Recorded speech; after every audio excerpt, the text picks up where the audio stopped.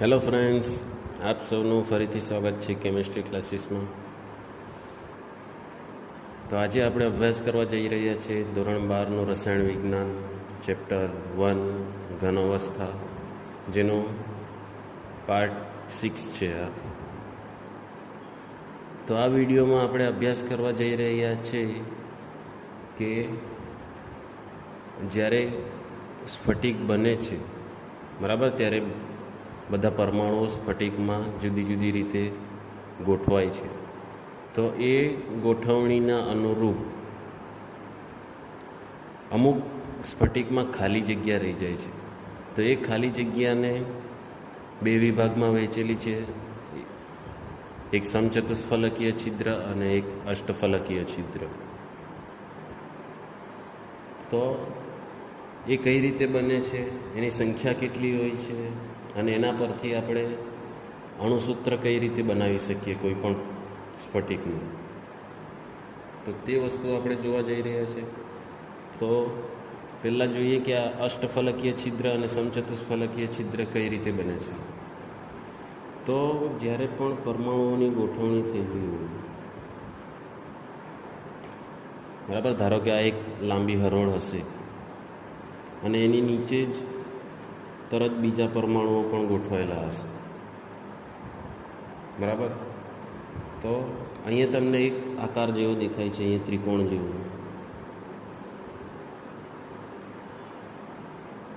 બરાબર છે. તો આ ત્રિકોણ, આ એક સપાટી પર એક આખું લેયર હશે, બધા હરોળમાં પરમાણુઓ ગોઠવાયેલા હશે. તો એની ઉપર પણ બીજા ગોળાઓ અથવા પરમાણુઓ ગોઠવાયેલા હશે. એટલે આ જે ત્રિકોણ આકાર હતો તે આ બીજા લેયર વડે ઢંકાયેલો છે. તો આ પ્રકારની આપણને રચના દેખાય છે, ત્રિકોણ જેવી બરાબર. તો આ જે રીતે ઉપરથી એક કવર થયેલો છે, તેવી જ રીતે આ ત્રણ પરમાણુની નીચેની સપાટી પરથી પણ આ ત્રિકોણ કવર થયેલું હશે. એટલે જ આપણે જોવા જઈએ તો આપણને એ ત્રિકોણ કંઈક આ પ્રકારનું દેખાશે. આ ઉપરની બાજુ છે, એવી જ રીતે નીચેની બાજુએથી પણ આ ત્રિકોણ ઢંકાયેલું હશે. એટલે નીચેની બાજુએ પણ એક ગોળો એવી રીતે એ ત્રિકોણને ઢાંકતો હશે. એટલે આ પ્રકારનું જે પણ આપણને છિદ્ર મળે બરાબર, તો તેને આપણે કહીશું સમચતુષ્ફલકીય છિદ્ર.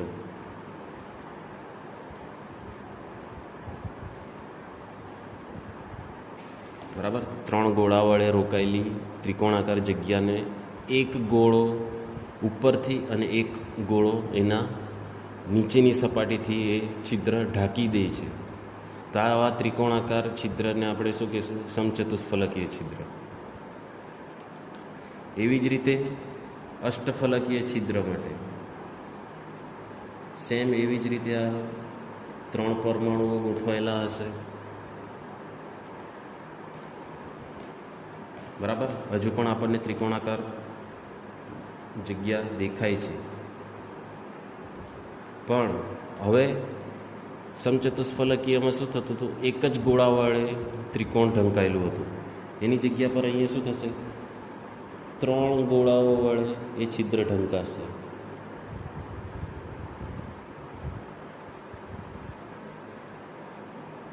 બરાબર, ત્રણ ગોળાઓ છે તો એની ઉપર આ ત્રણ ગોળા વડે એ રચના ઢંકાશે. તો આપણને કંઈક આ પ્રકારની રચના જોવા મળશે બરાબર. 1 2 3 4 5 6 ખૂણાઓવાળું આપણને રચના એની જોવા મળશે. તો આ જે રચના છે, તો આ રચના જે રીતે ઉપરથી ઢંકાયેલી છે એવી જ રીતે નીચેની બાજુએથી પણ ઢંકાયેલું હશે. એટલે આ જે રચના છે તે આપણને આ કંઈક આ પ્રકારની દેખાશે.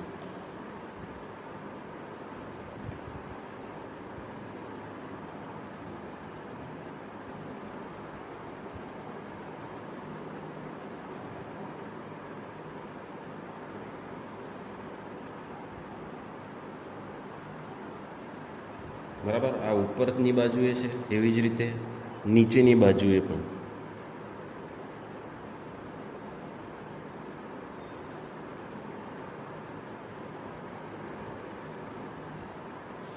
એટલે કંઈક આ પ્રકારની રચના દર્શાવે છે. તો આને આપણે કહીશું અષ્ટફલકીય છિદ્ર.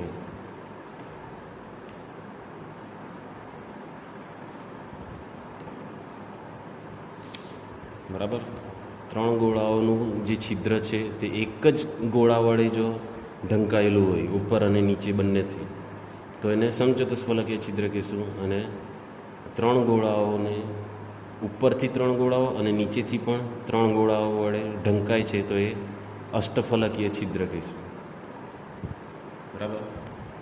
એક્ઝામમાં આનું કોઈ પૂછવાનું નથી કે કઈ રીતે બને છે. ખાલી તમારે આમાં 2 વસ્તુ યાદ રાખવાની છે કે જો આ સંવૃત રચના બનતી છે, સંવૃત રચનામાં,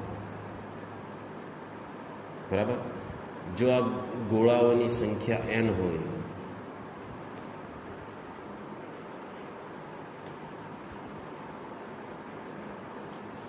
બરાબર, અહીંયા આપણા જે ગોળાઓ છે એ પરમાણુ તરીકે છે, એની સંખ્યા જો n હોય તો આપણે 2 જ વસ્તુ યાદ રાખવાની છે. અષ્ટફલકીય છિદ્રની સંખ્યા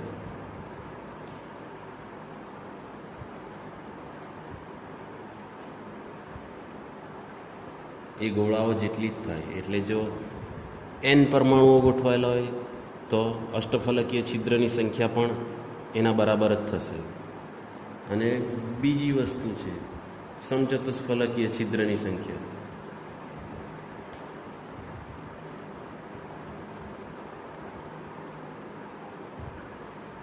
તો એ અષ્ટફલકીય છિદ્ર કરતાં બમણી થશે, એટલે 2 × n. એટલે જ્યારે પણ આપણને કોઈ પણ એક્ઝામ્પલ આપવામાં આવે, પછી એ કોઈ પણ હોય, સાદો ઘન હોય, અંતઃકેન્દ્રિત હોય, ફલક કેન્દ્રિત હોય, 3 પ્રકારના ઘન છે આપણા પાસે. તો એ 3માંથી કોઈ પણ હોય, પણ જો એમાં પરમાણુની સંખ્યા n હોય તો અષ્ટફલકીય છિદ્રની સંખ્યા એના જેટલી જ થશે, અને સમચતુષ્ફલકીય છિદ્રની સંખ્યા પરમાણુની સંખ્યા કરતાં બમણી થશે, એટલે 2n થશે. આ વસ્તુ ખાસ યાદ રાખજો ખાલી, કે અષ્ટફલકીય છિદ્રની સંખ્યા એ પરમાણુની સંખ્યા જેટલી જ થશે, અને સમચતુષ્ફલકીય છિદ્રની સંખ્યા એના કરતાં 2 ગણી થશે, એટલે 2n થશે. ઠીક છે. તો આના પછી આપણે એના સંબંધિત અણુસૂત્ર શોધવાના એક્ઝામ્પલ જોઈ લઈએ.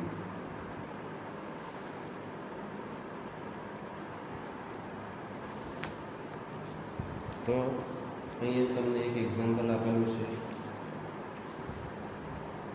કે જો એક સંયોજન 2 તત્વ x અને y નું બનેલું છે. તત્વ yના બધા જ પરમાણુઓ CCP બનાવે છે. એક્ઝામ્પલ આપણે તોડીને કરીશું કે જો yના પરમાણુઓ CCP રચના બનાવે છે, ક્યુબિક ક્લોઝ પેકિંગ. તો જો તો પહેલાં લઈ લઈએ આપણે કે તત્વ yના પરમાણુઓ CCP બનાવે છે. બરાબર. તત્વ yના પરમાણુઓ CCP બનાવે છે. તો હવે શું થશે કે જો તત્વ xના પરમાણુ બધા જ અષ્ટફલકીય છિદ્ર ઢાંકી દે છે, તો સંયોજનનું સૂત્ર શું હશે? આમાં આપણે એટલી જ વસ્તુ ધ્યાનમાં રાખવાની છે કે કયા છિદ્રની વાત થાય છે. બરાબર. તો અહીંયા અષ્ટફલકીય છિદ્ર આપેલા છે. હવે અહીંયા આપણને શું કીધું છે કે તત્વ yના પરમાણુઓ CCP બનાવે છે. બરાબર. એટલે yના પરમાણુઓ અષ્ટફલકીય છિદ્ર બનાવે છે. તો એની સંખ્યા કેટલી થશે? એટલે માટે આપણે લખી શકીએ કે y દ્વારા સર્જિત અષ્ટફલકીય છિદ્રની સંખ્યા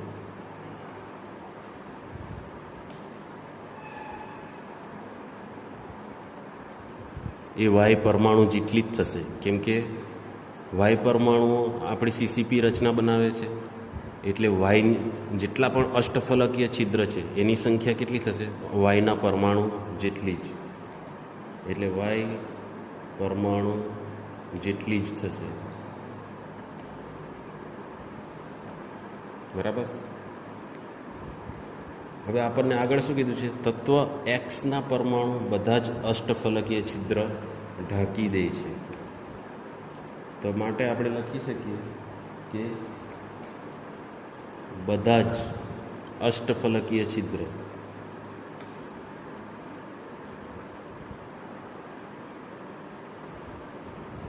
એક્સ વડે ઢંકાઈ જાય છે.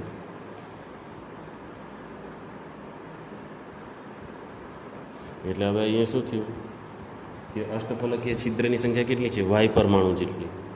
ને એ જેટલા પણ અષ્ટફલકીય છિદ્ર છે એ બધા આપણા એક્સ પરમાણુ વડે ઢંકાઈ ગયેલા છે. તો શું કહેવાય કે માટે બંનેની સંખ્યા કેવી થઈ જશે? એક સરખી. જો ફરીથી જો કે વાય દ્વારા જ અષ્ટફલકીય છિદ્ર બને છે ને એ અષ્ટફલકીય છિદ્રની સંખ્યા કેટલી હશે? વાય જેટલી જ. ઠીક છે. ને બધા જ અષ્ટફલકીય છિદ્ર શું થયા? એક્સ પરમાણુ વડે ઢંકાઈ ગયા, એટલે બંનેની સંખ્યા હવે સમાન જ થશે. માટે અષ્ટફલકીય છિદ્રની સંખ્યા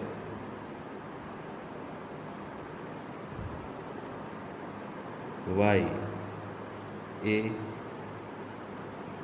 એક્સ પરમાણુ જેટલી જ થશે.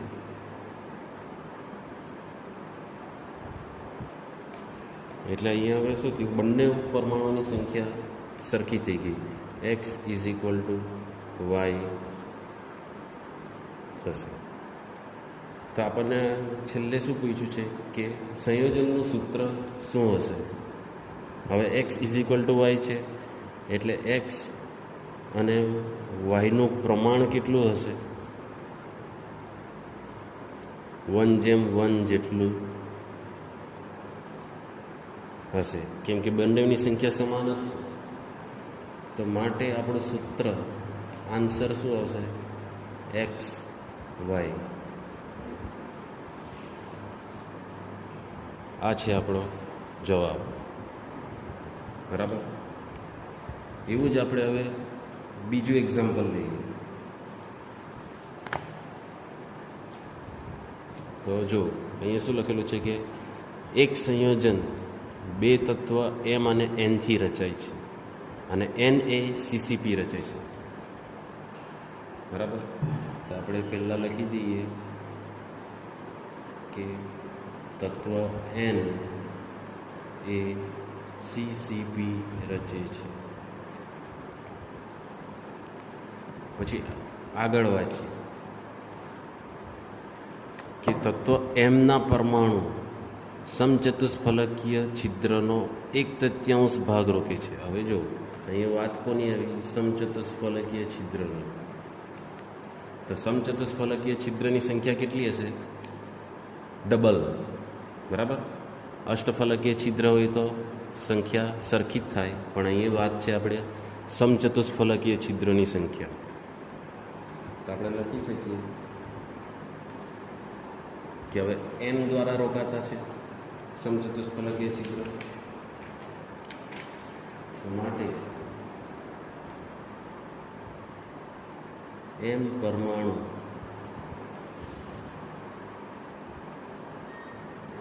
સમચતુષ્ફલકીય છિદ્રોને રોકે છે. બરાબર. ને સમચતુષ્ફલકીય છિદ્ર રોકવા માટે કેટલી સંખ્યા જોઈએ? 2 × m, એટલે 2 ગણા m પરમાણુઓની જરૂર પડે.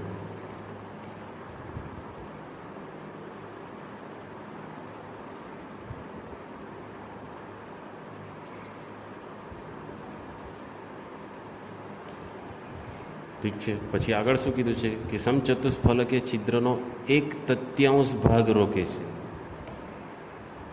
બરાબર. તો આપણે ફરીથી લખી શકીએ કે તત્વ પરંતુ તત્વ એમ શું કરે છે? જેટલા પણ સમચતુષ્ફલકીય છિદ્ર છે એનો 1/3 ભાગ જ રોકે છે.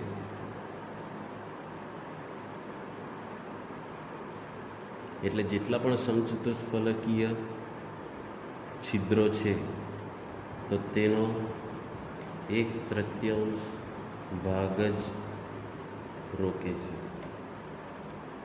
તો માટે આપણા એમ પરમાણુની સંખ્યા કેટલી થાય? એમ પરમાણુની સંખ્યા જો 1/3 ભાગ રોકે છે પણ કેટલા છે? ઇન્ટુ 2. એટલે આપણા એમ પરમાણુની સંખ્યા કેટલી થઈ ગઈ? 2/3. બરાબર. તો હવે આના પરથી આપણે એમ પરમાણુ અને એન પરમાણુનો ગુણોત્તર લઈ લઈએ. તો એમ અને એન પરમાણુનો ગુણોત્તર લેતા તો આપણે શું લખી શકીએ? એમ જેમ એન. બરાબર. એન દ્વારા તો આપણા સીસીપી લેટીસ રચાય છે ને એમ પરમાણુની સંખ્યા કેટલી આપણે શોધી? 2/3. તો એની આગળ આપણે લખી દઈએ 2/3. હવે બે બાજુ સંતુલિત કરવા આપણે શું કરીશું? 3ને પેલી તરફ લઈ જાઓ એટલે 2m જેમ 3n. એટલે એમ પરમાણુની સંખ્યા 2 થશે અને એન પરમાણુની સંખ્યા 3 થશે. એટલે 2:3 રેશિયો મળે છે આપણને. બરાબર છે. તો આપણે હવે અહીંયા સૂત્ર શું થશે? એમ પરમાણુ કેટલા છે? 2. તો એમ 2 અને એન પરમાણુની સંખ્યા કેટલી છે? એન 3. તો આ આપણું થઈ ગયું એનું સૂત્ર. ઠીક છે. બરાબર ધ્યાનથી આને પ્રેક્ટિસ કરજો, આવડી જશે. ખૂબ સહેલા દાખલા છે અને MCQ શોર્ટ ક્વેશ્ચન બધામાં જ પૂછાય છે. હવે એનું આપણે હજુ એક એક્ઝામ્પલ લઈ લઈએ જેથી તમને સરળતાથી સમજવામાં. હવે એ જો તત્વ બીના પરમાણુ HCP લેટીસ રચે છે. આપણે લખી દઈએ કે તત્વ બી દ્વારા HCP લેટીસ રચાય છે. તત્વ બી દ્વારા HCP લેટીસ રચાય છે અને તત્વ એના પરમાણુ સમચતુષ્ફલકીય છિદ્ર. આના આગળ આપણે એક્ઝામ્પલ કર્યો તેના જેવો જ છે. આમાં પણ વાત છે સમચતુષ્ફલકીય છિદ્ર. 2/3 ભાગ રોકે છે. પહેલામાં 1/3 ભાગ રોકતો હતો, આમાં 2/3 ભાગ રોકે છે. તો સંયોજનનું સૂત્ર શોધવાનું છે. પહેલામાં 1/3 હતું, આમાં 2/3 છે. બસ એટલું જ આપણો ચેન્જ કરવાનો છે. તો હવે અહીંયા બીજું શું છે કે એના પરમાણુ દ્વારા સમચતુષ્ફલકીય છિદ્ર રચાય છે. માટે આપણે લખી શકીએ કે સમચતુષ્ફલકીય છિદ્રની સંખ્યા આ બી પરમાણુથી લેટીસ રચાય છે એટલે એનાથી બમણી હશે. માટે એ પરમાણુની સંખ્યા કેટલી જરૂર પડે આપણને? 2a જરૂર પડે. બરાબર. સમચતુષ્ફલકીય છિદ્ર ઢાંકવા માટે 2a પરમાણુ જોઈએ. પરંતુ આપણને અંદર શું કીધેલું છે કે તત્વ એના પરમાણુઓ 2/3 ભાગ જ રોકે છે, પરંતુ તેમાંનો 2/3 ભાગ જ રોકે છે. તો માટે એ પરમાણુની સંખ્યા કેટલી થાય?